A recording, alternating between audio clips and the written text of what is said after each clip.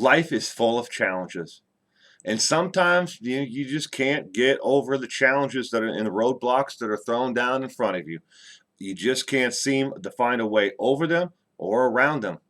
Well, with perseverance, I finally was able to find and get the actual restorative care schedule for Lori Vallow and anyone who actually attends the state mental hospital in the state of Idaho, a restorative schedule for them Monday through Friday.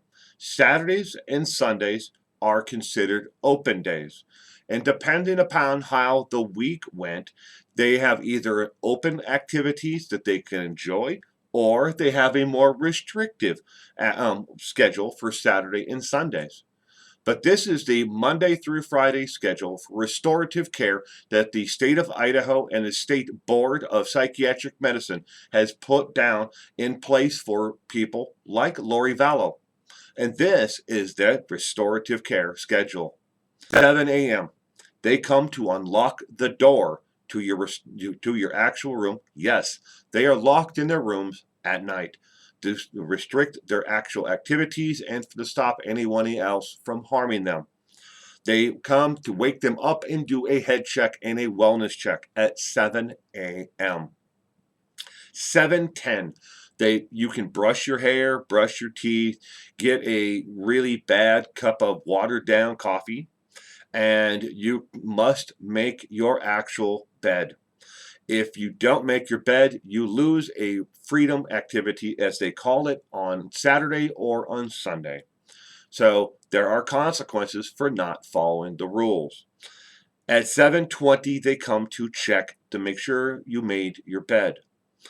At 7:30 a.m., they then give you your assigned table for actual breakfast. Now, before I go much farther, I want to explain how they eat meals and how they actually have a day room, and it's all the same room. Day room, activity room, and the actual cafeteria, if you want to call it eating mess hall, is all one room. There are a series of tables, and each table has a huge number painted on the table. Each table seats a maximum of 4 people at it. And there's no one sits on the ends of the tables. They sit in between. So 2 on this side, 2 on this side.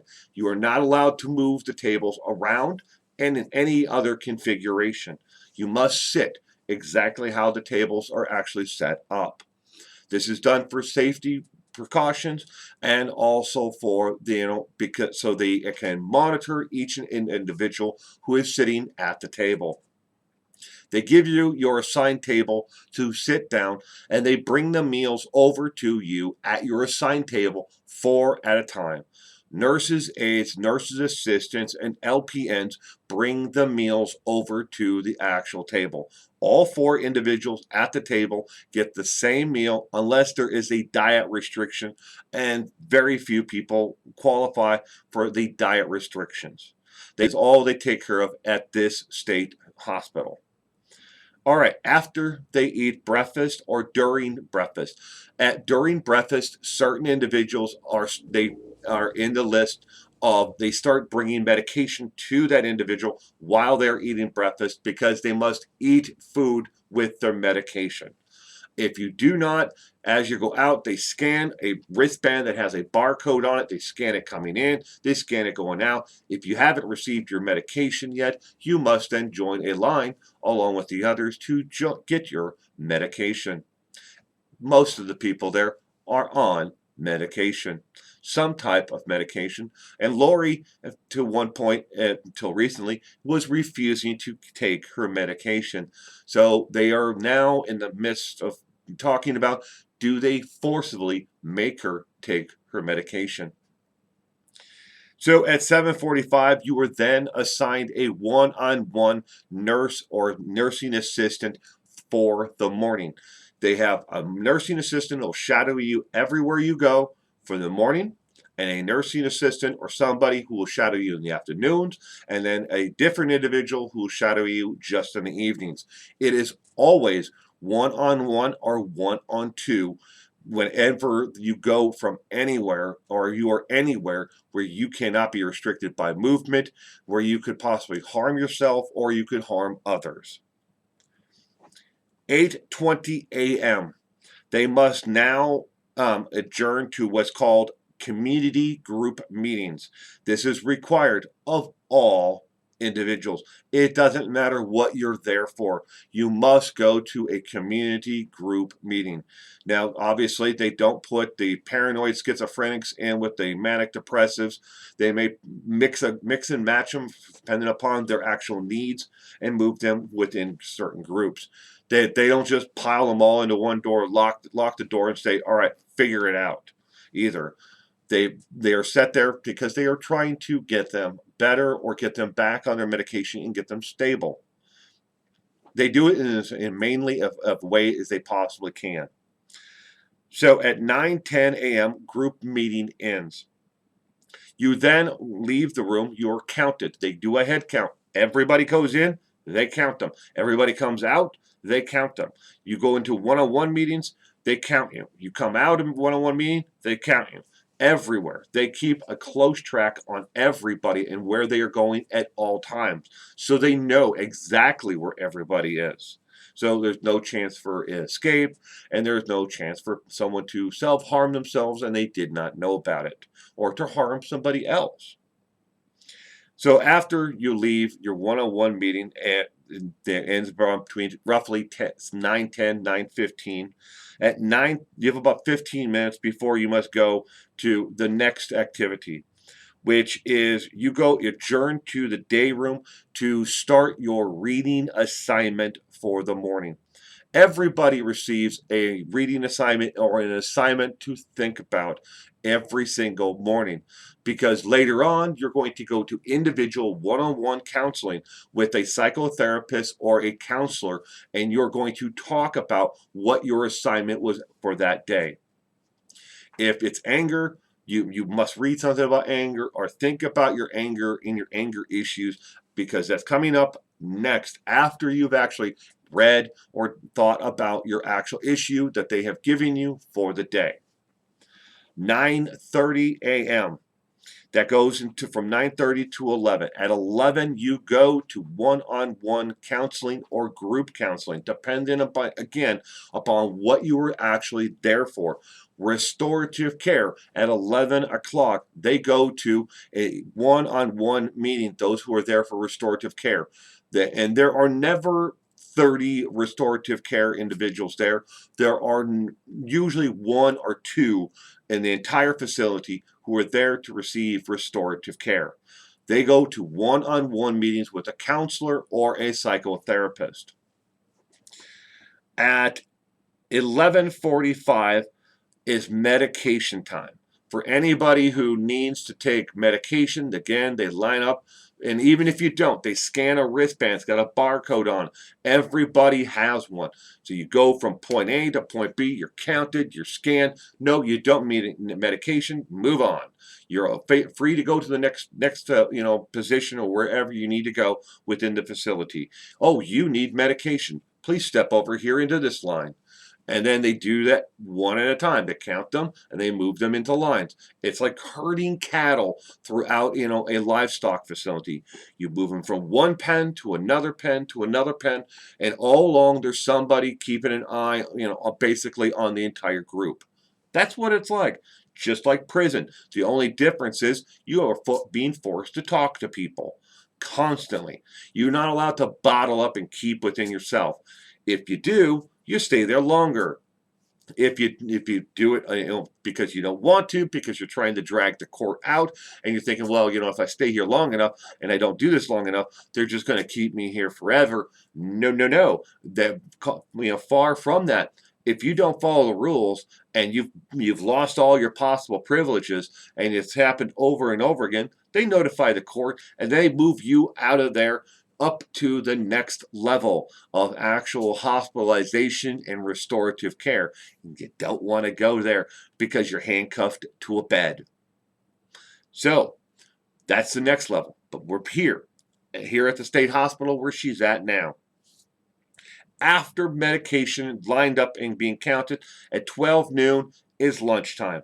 Lunchtime is important because not only do they get a better meal, because breakfasts are normally a cold breakfast, or something that it's basically oatmeal or cereal or something along those lines, and fruit in the morning. But on Saturdays, is the only time for breakfast that they actually get a hot meal. Lunch normally is a hot meal, but it's a different variations of different trays that they actually bring them. Again, very few people, actually qualify for any type of restrictive food or different dietary needs. Everybody gets the same food. It's not an option, really, unless it's needed for dietary aid for health reasons. All right, 12:35. Lunchtime is over. You get 35 minutes for your total lunch. And after lunch, you get about a 15-minute break. They count you again, and right there, they gather everything up. The trays are counted, the silverware is counted, the cups are counted, everything is counted. Nothing goes unchecked. You need to understand, it's just like prison. They never let anything go unaccounted for. They don't want anything to be made into a weapon. They don't want anybody to get something that they're going to hurt themselves with or hurt somebody else with. And this is why everything is counted. If it's not counted, it goes into lockdown. Everybody goes back to their rooms. They lock them down. They pat them down, and they put them away, and they lock them down until they find that item that is missing. After lunch, assume that they did not have any instances after lunch. It's now vital check. Every single person has to have their vitals and respiration checked. They do this every day after lunch. And if you need medication, you go to the medication line as soon as you get your vitals checked. If you get your medication, you come back in, you then are free to enjoy about 10 minutes or so. You can streamline this and make it a lot easier on the nursing staff there and the doctors, or you can make it difficult. And those who make it difficult, you not only get peer pressure from everybody else there, who's like, hey, get your act in gear, do this, you can do this. Peer pressure that way. You also get the pressure from the doctors and from the nursing staff to get your act in gear and streamline this and make this easier on everybody. Otherwise, everybody gets restricted on how they move and what free time activities and what goodies they may get. If everybody cooperates, once a month, they get a Dixie, one of those little cups of plastic with a little wooden spoon. They get one of those once a month. They get an ice cream night, and they don't want to lose that night. Everybody wants that. But if you screw it up for everybody else, you're gonna know about it, and they're gonna be quick to tell you about it. So your vital signs have been checked. You've gotten your medication. What comes next? Next is what's called education and goal setting. For the majority, there are a few people who are receiving restorative care who will have to go to anger management classes during this time. So otherwise, it's education group and goal setting. That is a group meeting where they will go and actually set goals for the week that they want to accomplish. It can be something small, but they set individual goals, and they set group goals. So then those group goals are ones that they all help each other to accomplish. When they have their free time, maybe they may talk about it. Maybe the one just wants to figure out how to spell the word incarcerated, because that's where they're going next. All right, after that, at 2:30 in the afternoon, well, they have education group goal setting. After that, they have visitation time for those who have not lost that privilege. Now, this is where somebody comes and visits. You don't see them one-on-one necessarily in the first 30 days. You see them via telephone only, if that's available to you. If you've lost it because of a restriction, you lost it because of a restriction. They don't allow it. But otherwise, it's telephone. They have a telephone system where you can call and talk to a loved one or a friend or whatever, but it's different than any other kind of telephone system that you've probably ever experienced in your life. You push star and then a number, and that lets the operator know that you are using the phone. That you pick up the phone, the operator then can, says, hello, who is this? Then basically you tell them who you are. You push star and 1, star 2, star 3, star 4, whatever, to a predetermined list of numbers that are okay for you to actually call. You can't dial a number to anybody, to order a pizza or to call anybody else. There is no dial tone. It's an inside the system phone only until the operator connects you to that actual number. That's visitation. After visitation, at 4:30, they start to do head count again. Over and over again. It happens throughout the day. Also at 4:30, they do shift change. Those who are coming in for the night shift come in at that time. Doctors change, psychiatrists change, nurses staff change. Those in support work, they change.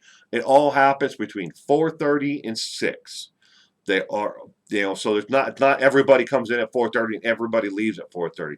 It's an hour and a half window total there for when everybody changes. 5 p.m. dinner.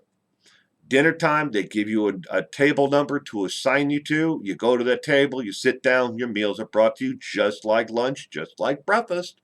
You get your assigned table, your meals are brought to you, you eat, you bring your tray, your cup, your tinsel back to them. They count it, boom, you're done, everything's great. Then you go to another area, sit down on a couch, sit down in a chair, but it's all in the same area. So it's not like there's a huge, like 3 different places that they go to. It's restricted that way on purpose. Nobody can leave this day room dining area, anything else. They can't just run off down the hallway because the hallways are actually blocked. They are restricted by doorways that are locked, kind of like jail. All right, after dinner is done, we have 6:15. We free time until about 6:15 every night. That is medication time, again, for anybody in medical checkups where they must check respiratory rate, and your pulse and everything else. They do the same thing at night. They go around, they check, and they actually ask you, how are you doing? How are you feeling? And they spend 5 to 10 minutes with each and every patient, going from person to person to person to person, doing this. So it's not quick, it's not 100% thorough, but they do it anyways. They try to find out how the person is actually feeling medical wise during that time. At 6:30 p.m. This is important because I know the question is going to come up if you've lasted this long into the video. What about showers? When do they get to shower? Oh my God, when do they shower? I just like on the Christopher Watts videos, that was the one thing that people wanted to know. When do they shower? Showers, 6:30 p.m., ladies and gentlemen. It's reverse. Beep, boop, their day. They get their showers at 6:30 p.m. every other day. And the other days, boop, boop, it flips. So the shower times in the morning and the shower times in the evening the next day. They flip-flop it on purpose because that way they can rotate people in and out. If they want to take showers every day, they can. If they don't have to.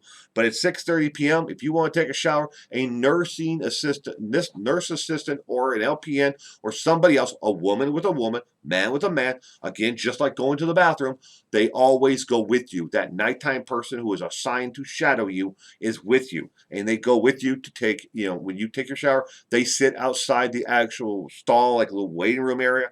You take your shower, you change, behind a little door. It's like a half door. So they can see your feet and your head at all times. You shower, boom, you're done. You come out, you're dressed, and then you go on with your day. And they check the shower to make sure you didn't leave anything behind. All of these things. They check it before you ever go in to make sure there's no contraband that's been hidden in there for you or anybody else. But again, the next day, after if it's the 6:30 p.m. at night and it was shower time, the next morning the shower time will be in the morning. They wake you up at 6:30 in the morning. Shower time. head count, brush your teeth, all of that at the same time in the morning, but they wake you up a half hour earlier. All right. 6:50 p.m. head count again. Then the nighttime psychological meeting with your psychiatrist or your counselor, or group meeting with a group leader, somebody who's been assigned, and maybe they've been there a while and they know how the routine goes, and they may actually be put in, not in charge, but they may lead the group, the nighttime counseling session. But it's usually one of the two, either a psychiatrist, psychologist, or a therapist, or a counselor, or somebody is there also, but it's more of run by the actual patient itself via a actual group leader. At 7:20 p.m., you then are open from 7:20 to 8:30 p.m. That's free time. After 8:30 p.m., everyone must return to their actual room. At 9 o'clock, they lock the door to your actual room. At 10 p.m., lights out. That is the day-to-day schedule for restorative care for the state of Idaho that has been approved by the State Psychiatric Board for restorative care. And that is the protocol that basically Lori Vallow must live with, and other people who are going through restorative care. You may be able to find certain people online who spoke ill of the entire program. They don't believe it. They don't like it. They didn't like any aspect of it if they've had to go through it themselves. But that's what it is. And again, don't follow the rules. They take away and restrict, your free time. They cut down that restrictive time. They cinch it down. No free time on the weekends. No free time. No visitations. All kinds of things are restricted from you if you don't follow the rules. But Lori Vallow is in this program there for the state of Idaho. If you have any questions, I'd love to hear them down below. Put them, in the comment section below. Don't forget to give this video a thumbs up. And if you like this channel and you like the content that I've provided here, here's another video that's up at the top here that you may enjoy about this subject matter. And another video will pop up here in a little bit that has been suggested to you based on your watch history on YouTube. And I'd like to say thank you again to everybody who has supported this content over the past 3 years. I deeply, deeply appreciate each and every one of you for being here every week. Thank you.